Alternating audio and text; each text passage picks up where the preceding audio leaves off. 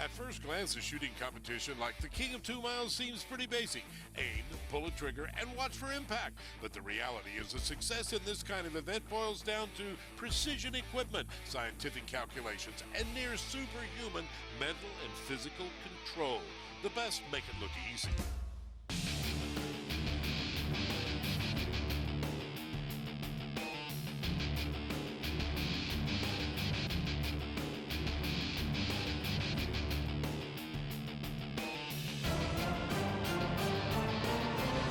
Welcome to the King of 2 Miles, presented by Macmillan Fiberglass Stocks. I'm Ted Jones. Joining me for today's coverage will be our expert analyst, Paul Phillips. Now let's take a look at how they qualify. You get 5 tries on target number 1. Targets 2, 3, and 4. Only 3 shots are allowed.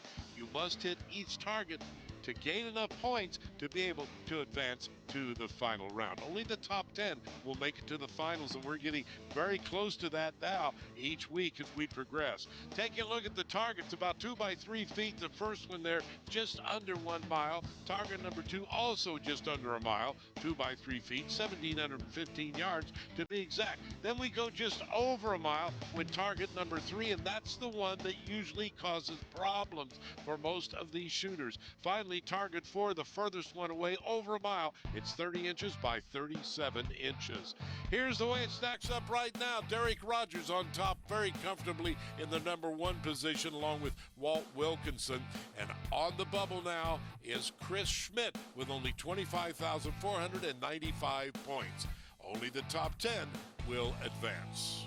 Our first shooter is Stephen Liso. You know, there are many factors that our competitors have to account for in today's event. A ballistics expert, Brian Litz, explains one of the most critical. Muzzle velocity, it's really important to know your average muzzle velocity so you can baseline your trajectory prediction. Another thing that's really important in extreme range shooting is the consistency of your muzzle velocity. So if one shot's 3,000 feet a second and the next shot's 3,020 feet a second, that 20 foot per second difference in speeds, that's about 2 full target sizes at 2 miles. So, Stephen Liso will be ready to shoot. This is only his 2nd year of competition here. It's kind of difficult. Like I said earlier in the show, it looks easy. It's not, and a miss. Yeah, just over the top there. He was close. His spotter, Chad Stevens, and trying to help him get on target with a big old .416 Barrett, shooting the cutting edge 395 grain bullet.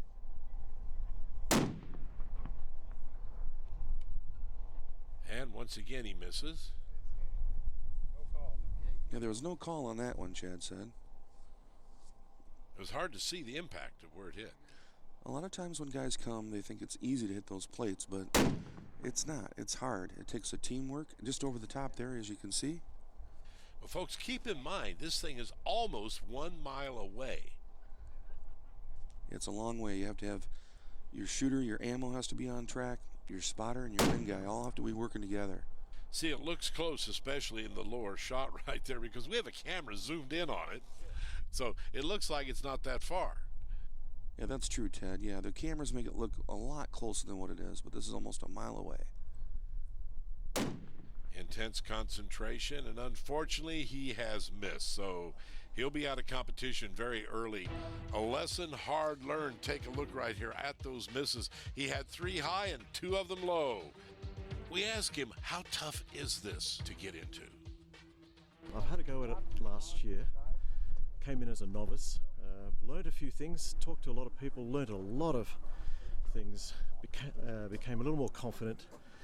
Went out there, came reasonably close to the target on the 4th shot, dialed in a little too much on the last shot and went too low. But other than that, it was a good day. Let's take a pause right now for one of the most interesting features we give you every week from the Frank Brunell Museum Gun Collection here at the NRA Whittington Center, which is right on the Santa Fe Trail. It's time for High Caliber Collections with Robbie Roberts. This is a Winchester Model 53. It's an engraved gun that came out of our engraved collection. It's a true work of art. It's almost feminine in nature, primarily because the engraver happens to be one of the very few American female engravers. Her name is Lisa Tomlin, and her work is just truly outstanding. The scenes change from side to side. When you look at the wood on this particular rifle, you can tell it's not your standard walnut. Where they get the wood for some of these engraved guns, I don't know, but it is just awesome. You won't find this on your standard Winchester Model 70. Feels good. That's 3 minutes right there. Need more cowbell. There you go, Tom. That's it. More cowbell, baby. That's it. Our next shooter will be Tom Manners. He'll shoot when we continue with the King of 2 Miles, presented by McMillan Fiberglass Stocks.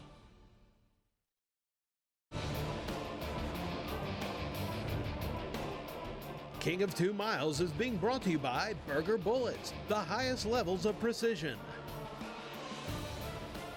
Bardline Barrels, cutting edge of barrel technology.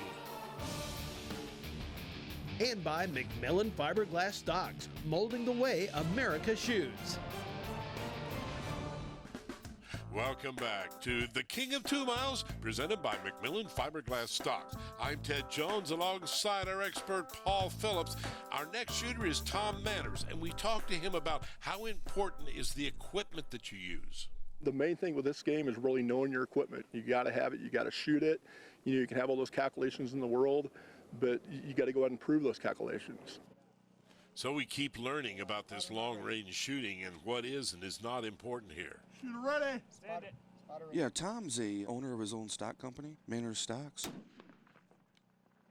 Looks like that first shot just hit just over the top of the plate. 1 minute. He's got his spotters behind him, Robert Brantley and Mark Avakian. They saw the spot and they're going to make the corrections. Let's see what happens. Notice the spotter's right beside him instead of behind him. Impact. Oh, and a hit right there. So that's good for some points. It's only the second shot. Now, can he land 3 more of them? You get 5 shots on target number 1. Tom's shooting a .416. A little bigger bullet. As you can see the plate moving as it hits the impact there. It makes a difference when you have these bigger bullets. It's so much easier to spot when you see the big splash, the identification where it hit. And remember, they only have 9 minutes to go through all 4 targets, so you can't wait too long making your adjustments from one shot to the next. Yeah, Tom's doing really well here. Tom's a big supporter of shooting sports. He works a lot with PRS competitions, and now he's trying ELR. So 4 hits out of 5 at almost 1 mile distance, folks. That is tremendous. Let's take a look at exactly how he did do. Boy, that third shot almost off, but it hit the very bottom of the target. 1 out of 5 misses. That's pretty good. We move on now to target number 2. Looks like the first one is a miss, Paul. Come down 1.5 minutes. Yeah, just over the top. The spotter saw it. He made an adjustment. This should be on target. Let's see how he does. We learned earlier Plenty of time. in another show that spotter is so important. Impact. Repeat. There's a hit on shot 2 after the spotter did his job. Yeah, he's taking his time. They're communicating with each other. Let's see how his third shot works. Impact. He's really rolling up points right there as he hit another one with the third shot.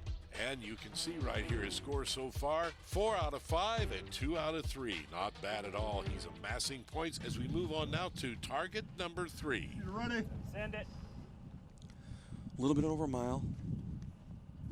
It's important that they get this first shot on target, and he needs those points. Impact.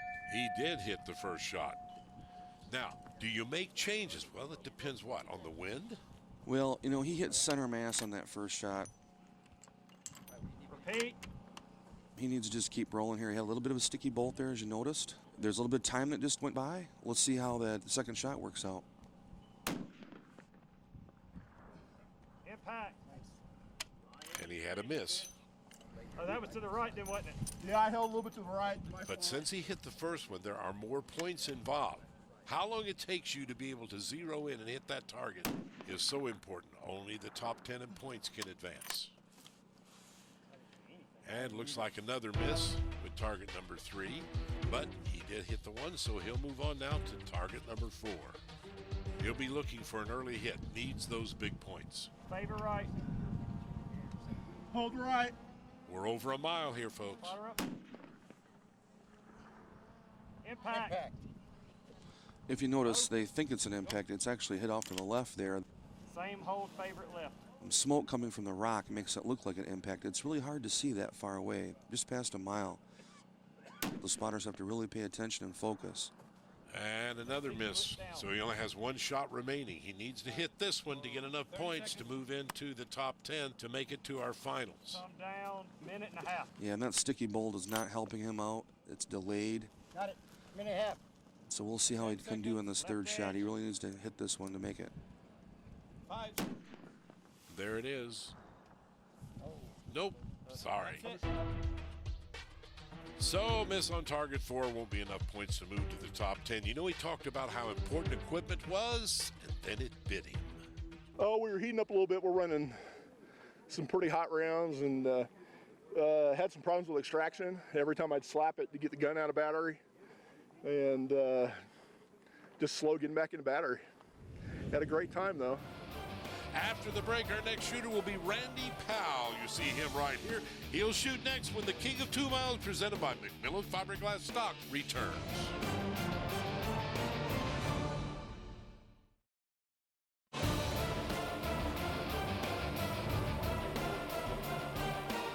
Welcome back to the King of 2 Miles, presented by McMillan Fiberglass Stock. We're here at the NRA Whittington Center in Raton, New Mexico. Our next shooter coming up will be this man, Randy Powell. Randy's the president of the 50 Cal Shooter Association. He's also the owner of Thunder Ammo. Next to him is a spotter, Scott McCree. Notice he's right down next to him close, where he can talk to him and they can communicate back and forth to each other. Where was it? Of center, a little left of center. Really on the ball here, watching the Mirage, and they're communicating to each other to make sure that they make good corrections and stay on track. Big points with a hit on the first try. And the second shot, another hit. Really rolling up points, Paul. Yeah, notice that 50 cal and those big old bullets he's shooting. Those are his own bullets that he loads himself, and those things hit with authority. And another hit there as you see the target on the lower screen right there, swinging back and forth, not from the breeze, but from the impact of that 50 caliber shell. Yeah, it makes the job easier for the spotter to see those big impacts. Oh. And a miss, how rare is that? Yeah, that miss was just a little bit up and to the left. Let's see if they correct and hit the plate. If he hits this one, that's big points. Look at the recoil on that rifle. And a hit, so 4 out of 5. The first 3 is what's so very important, folks. Look at how well he did, too, with hitting. That miss was very rare. He barely missed it off to the left right there. Now moving forward to the 1,700-yard plate. They need to really hunker down here and work together and see if they can make some hits to make it to the finals.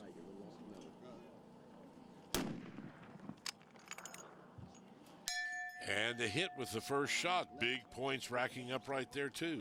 Yeah, that was center mass, maybe 5 inches right is all.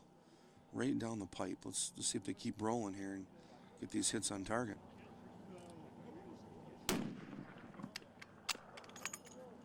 And there's another hit. Yeah, just off the bottom there, but they made the hit. We'll see if they can get one more here and advance to the next target.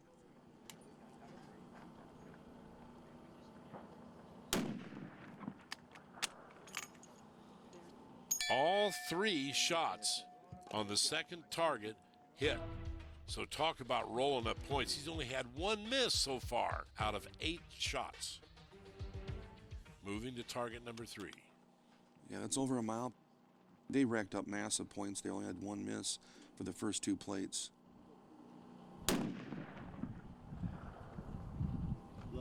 Low. Oh, low, you could see that, and we heard the spotter tell him he was low. No, it's low. I need to go up. Or I went back down. Okay. All right. I'm with you. See them communicating back and forth with each other. Make sure the correction. And he still is low. Yeah, they're working their way up. That was just a little bit low left. We'll see if they can correct and make one last hit here. It's his 3rd and final shot on this target. Still low. Didn't correct enough, so he won't get the right to move on to target number 4. But the good news is you got enough points to move into the top 10. We saw the wind dust. We know why our shot went left. We made a correction. Apparently the wind picked up. We were still off target with our correction. So how far did he move into the top 10? Well, he's not in the top 5, but as long as you're in the top 10, that's what counts. There he is, number 9, Randy Powell.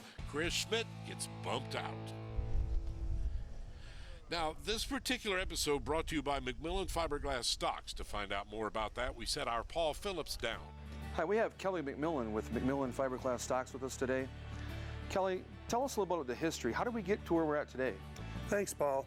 As you know, my father was around a long time ago. We started the fiberglass stock company in 1973. As a company, McMillan Fiberglass Stocks started making gun stocks for the Marine Corps and their M40A1 program. And for 40 years, we were the only supplier of gun stocks for that program. You know, we've always been on the cutting edge, whether it's in fiberglass stocks or riflesmith or any of the endeavors that the McMillan family has been in. So being here today, seeing some of the teams that we're sponsoring and doing extremely well, and that's a real testament to the diversity. One's a 50 cal, couple beasts, couple of A5 Super Mags, so they're not all just one stock is dominating, but we try to put ourselves in the position of whatever the user is going to have to be doing, and then we try to figure out what it is that is going to be the sticking point for them, what we need to solve in order to make it a better product. For example, the Beast. You know, shooting rifles with actions that are 2 inches in diameter, weigh almost 8 pounds by themselves with a 38-inch barrel, you know, we're talking about 35 pounds of just metal in a stock that needs to support that weight, be able to repeat consistently, and not to have the flex and vibration that makes it difficult to repeat your shots. So those are the kinds of things that we take into consideration when designing a stock. And it doesn't matter whether it's for hunting, whether it's for military law enforcement, or for extreme long-range shooting. Time for another break. We'll be back with more after this.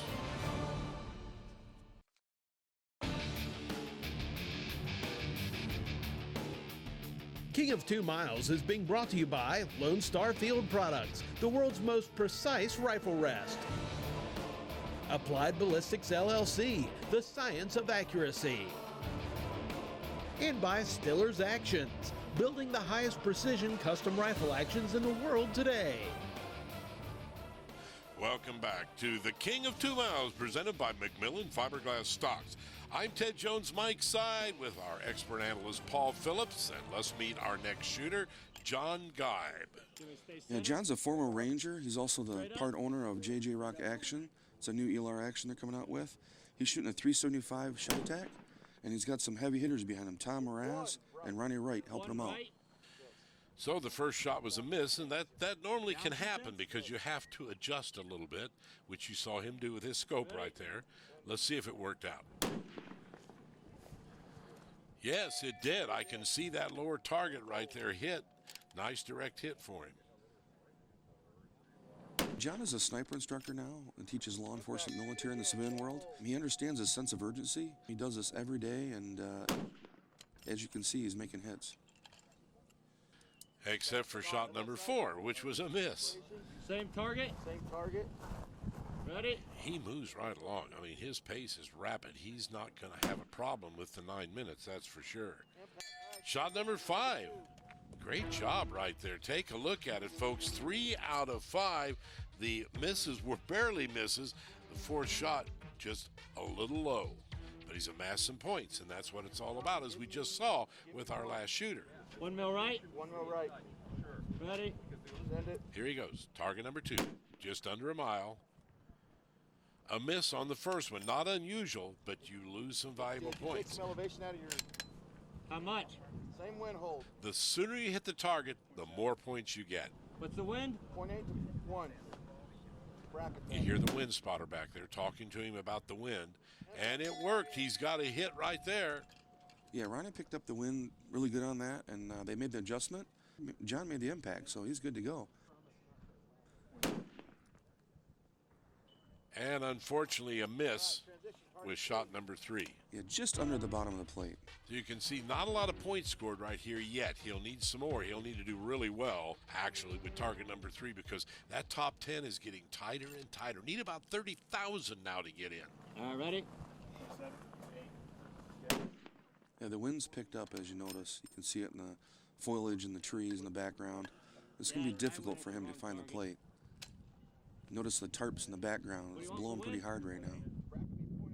Oh, yeah, you can hear the wind right there. And a miss on the second try. Yeah, just off the left. Third shot, he needs this one to be able to move on. It's unfortunate. In ELR competitions, you know, you're subject to Mother Nature. And the wind wins. He missed on shot 3. So take a look right here. You can see he only had 4 hits out of all the shots. That's not good enough. I think something obviously is off on the gun. Maybe we banged the 0 off or something driving, because the computer was lined up yesterday and hit everything, and we used the information from the computer today, and obviously it's not hitting. So I think there's something a little off on the rifle. Tough break right there. Let's take a look at how they stand in the points. Derek Rogers still a solid number 1.